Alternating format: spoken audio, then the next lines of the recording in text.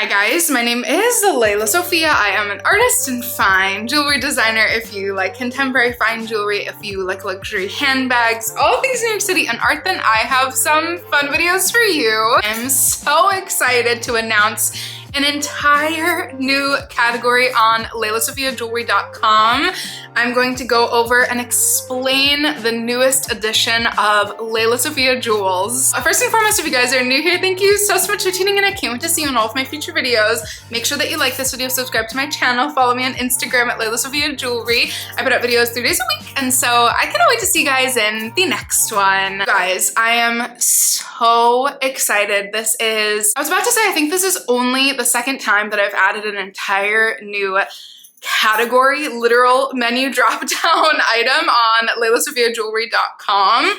The most recent, newest addition to our site is wearable objects, aka high-end costume jewelry. That I personally have been loving so much. I mean, hello. I love a kind of wearable object, literal piece that could just perfectly, you know, sit on your dresser, sit on your cabinet, sit on your credenza, but that also has a use that you can wear. It's a sort of jewelry object hybrid, and that I've been loving so much. It's very indulgent. I get to now, you know, go back to my roots and sculpt even larger pieces. And for our newest category, I am so excited to announce I've added on oddities, curiosities, collectible vintage and antique items onto lelaSophiaJewelry.com. This is something that I have been doing, been collecting, and been selling for years and years and years and years, and something that I've essentially been planning on adding to our little repertoire over here at lelaSophia Jewelry for probably since I started my brand, to be honest with you, over, like, it's crazy, a little bit over 5 years ago. I have worked within the fine jewelry industry for literally the last 13 years, which is absolutely insane to me. Here in New York City, I've worked in many different facets in the industry, including for designers themselves, primarily with fine jewelry, but also done a lot of really cool vintage pieces as well. And this is crazy, 7 years ago, like literally to the month, I opened a men's fine jewelry store that really expanded off to being, you know, genderless in Soho, New York, where I am from. It was such an insane, incredible experience. And then shortly after, like exactly 6 months into having my store, I began my own line, started designing, probably inspired by, again, all of the incredible designers and then vintage pieces that I was working with every single day. And so this is something, collecting vintage, that obviously I've done for a very long time, but in a professional setting, really got the chance to delve into when opening a store, when designing a space. And literally, I know that this sounds so silly, but some of my most favorite like objects, I literally can think of 5. And if I have photos of them, I will put them up. But I found some of the coolest objects. I think I kept only one that I still keep every single day on my coffee table. Truly just had like one of the most incredible experiences hunting and searching for the most perfect, again, vintage and antique items for the store. It's something that I've been doing, you know, colloquially, if there's an equivalent to that in the physical world, colloquially for myself for years and years and years. And so again, transitioning this to my voice, to my brand, into something that could really truly be an anchor for lelaSophiaJewelry.com. Something that I've always really dreamed of doing. In my store, especially when we closed, I sold pretty much every one of our really cool vintage and antique objects. And some of them still to this day, I'm like, maybe I should have kept this. There were some incredible pieces. And so working on building that collection for my home, then extending that further to building that collection for my brand is something that you have no idea, again, is incredibly indulgent of me, something that is so fun. A major moment in my last couple years, I know this is like such a silly story, but truly an indicative story of my thoughts and my feelings behind this new addition in our brand.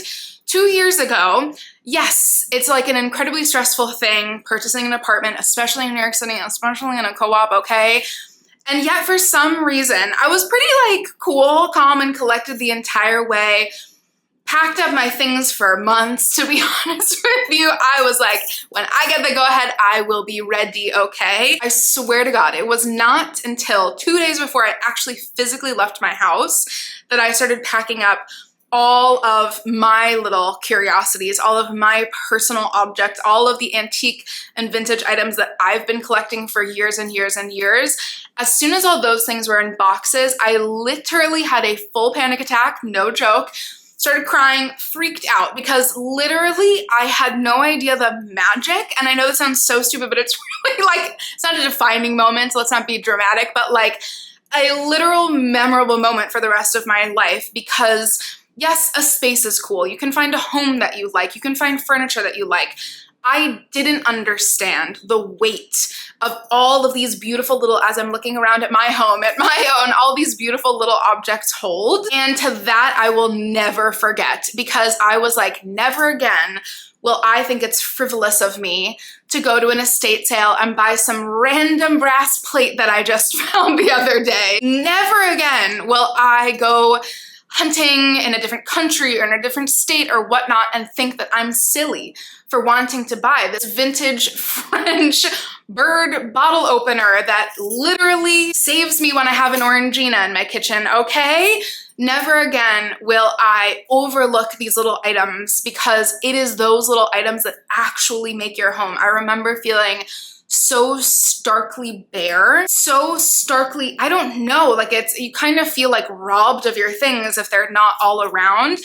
And furniture we love, but I didn't understand the importance, the integral nature of all of these beautiful little collected pieces. And what I've loved my entire life probably stems from my grandparents and my aunt and my mom now, collecting and collecting and collecting all these incredible little trinkets and pieces from literally all over the world. I probably saw that growing up and was like, oh my God, who knew you could have this gorgeous little yellow set of foo dogs, and that would make the most beautiful, impactful moment in the corner of an office. And so essentially I'm a generational collector at this point. And to the most important part, to my first drop for lelasophia jewels. Again, I really wanted this to be indicative, but also like, you know, a slow little start to introduce my perspective. I had an amazing conversation with somebody that I'm so grateful for. That is, especially since I have not had a physical space, I even past my, home lesson when I transitioned homes, even past that, I think I probably didn't understand the weight of having a physical space almost represent you.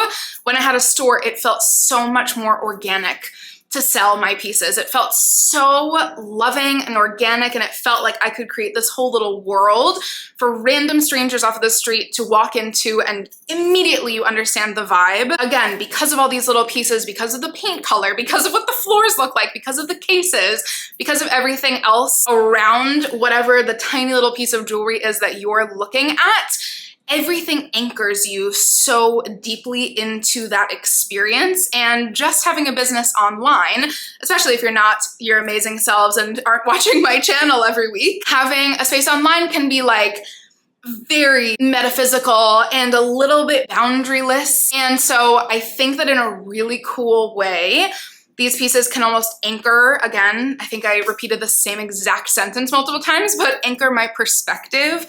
And so I'm so excited, especially for this first drop, because I think it's gonna be like the cutest little, it's not like a shy starting place, but we're starting off with some really subtle, really beautiful things that, listen, I might have to fight with myself to sell, okay? Let's start with a piece that I've been obsessed with for the last 3-something years. I gifted something very similar to this to one of my friends for their wedding, and I loved it so much. Again, it was a little bit hard for me to part with, to be honest, so I'm definitely going to continue collecting these. This, one of my favorite little pieces, is this gorgeous little, of course it's me, so it's like this brown, neutral green, earth tony elephant ashtray, if you can see the top.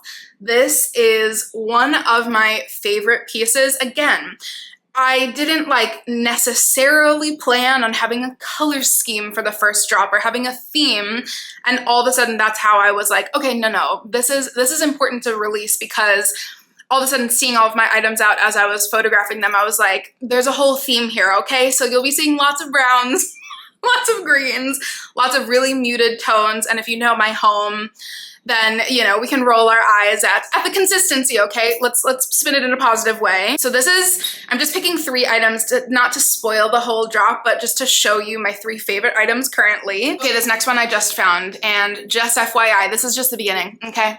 I've already purchased literally 20 something, 25, maybe even 30 of these, okay? And spoiler alert, there will be some coming to the jewelry selection of lelasophia very soon. In fact, I am starting to do my Calla comb necklace as this option as well. This category is of course none other than brooches, which will be the coolest item to wear in 2026, okay? And if you're ahead of the game, 2025, okay, the ending. And so I definitely want to be curating brooches that I could see myself wearing, because there's just such, like, there's so many different kinds, colors, shapes, sizes, eras, and so this is a very modest place to start. This isn't anything insanely high-end. This is a resin bust, aka vintage cameo, if you guys know vintage jewelry. This is one I'm so grateful for being able to kind of show in my curated collection, because a lot of them are like a little bit too frilly for me, and something like this that's muted, yes, again, let's roll our eyes at myself, but listen, I'm being authentic, okay?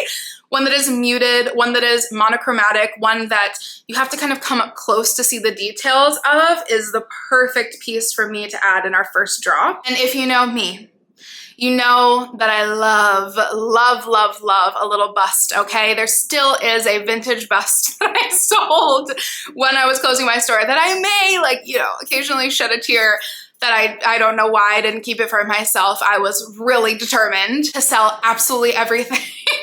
And so very slowly but surely, I think I will, not me looking around to see like where I would place one, but I think I will eventually start collecting these, because this, oh my God, I think is such a special category. This is a gorgeous, gorgeous vintage black marble Buddha. And like, I'm sorry, can we get into the details, okay? If we know me, we know that like so many people, vintage and antique Asian art and objects, icons, relics, motifs, anything of that sort are incredibly important. I really truly think that if somebody, I'm sure many people have done that, but if somebody has done a deep dive on why ancient Asian artifacts are as impactful and important in today's world as they are, the pages would be endless, okay? There's something so incredibly beautiful and ethereal and also grounding about pieces like this. This, again, will be a hard piece to rip out of my grasp, okay? But I love you guys. And so I'm truly collecting pieces that, not necessarily that I would want to keep for myself, but pieces that feel, again, centering, feel as though they would be somewhere within the orbit of the lelasophia jewelry world. And so this one, I don't know, she's a very special one, and so I would absolutely check her out if you love little beautiful pieces like this. Cannot wait to hear your thoughts. Let me know what you guys think of this first little drop. We do also have some vintage watches. Okay, I have one watch left over from my men's fine jewelry store that is so incredibly special. I have a vintage Oscar de la Renta lapis face cuff watch that, oh my God, they're so incredible. And so there will be little mixes of jewelry here and there. I already can see myself going back home to Morocco to do a whole buying trip, okay? That is what I probably was always envisioning for myself for this new little category. So essentially this is just the very inception, very beginning of this entire little new venture, and I cannot wait to hear which piece is your favorite. Thank you guys so much for watching, and I cannot wait to see you in my next one. Bye guys.